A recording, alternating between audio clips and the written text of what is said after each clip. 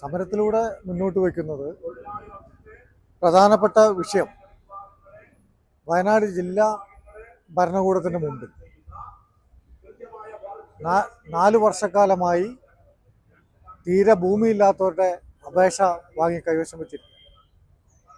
അവർക്ക് ഭൂമി കൊടുത്ത് അവരെല്ലാം ഭൂമിയുടെ ഉടമകളാക്കി മാറ്റണം എന്നുള്ളതാണ് പ്രധാനമായും ഉന്നയിക്കപ്പെടുന്നത്.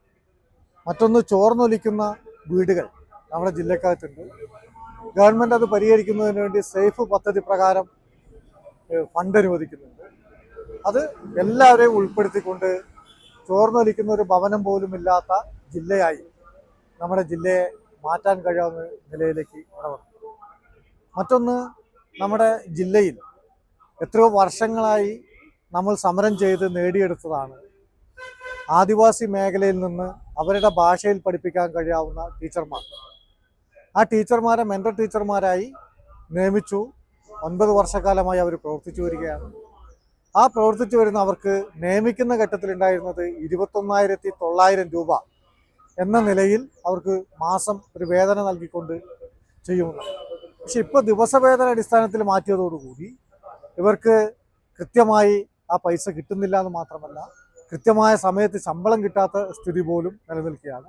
അപ്പം അത് പരിഹരിച്ചുകൊണ്ട് ഒരു അധ്യാപകർക്ക് കിട്ടുന്ന എല്ലാവിധത്തിലുള്ള ആനുകൂല്യങ്ങളും കൊടുത്ത് അവരെ സ്ഥിരപ്പെടുത്തുന്നതിനാവശ്യമായുള്ള നിലപാട് സ്വീകരിക്കണം എന്നുള്ളതാണ് മറ്റൊന്ന് നമ്മൾ ഉന്നയിക്കപ്പെടുന്നത്. പിന്നെ ആദിവാസി മേഖലയിൽ നിരവധിയായിട്ടുള്ള പ്രശ്നങ്ങളുണ്ട്. ഈ മേഖലയിൽ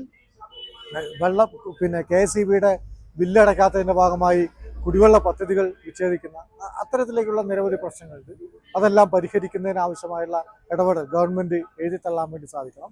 അതുപോലെ തന്നെ സുപ്രീം കോടതി പറഞ്ഞിട്ടുള്ള 7000 ഏക്കർ ഭൂമി ആദിവാസികൾക്ക് വിതരണം ചെയ്യുന്നതിന് വേണ്ടി എത്രയും പെട്ടെന്ന് അളന്നു തിരിച്ച് സർവേ നടത്തി ആ ഭൂമി കണ്ടെത്തി വിതരണം ചെയ്യുന്നതിനാവശ്യമായുള്ള നിലപാട് സ്വീകരിക്കണം.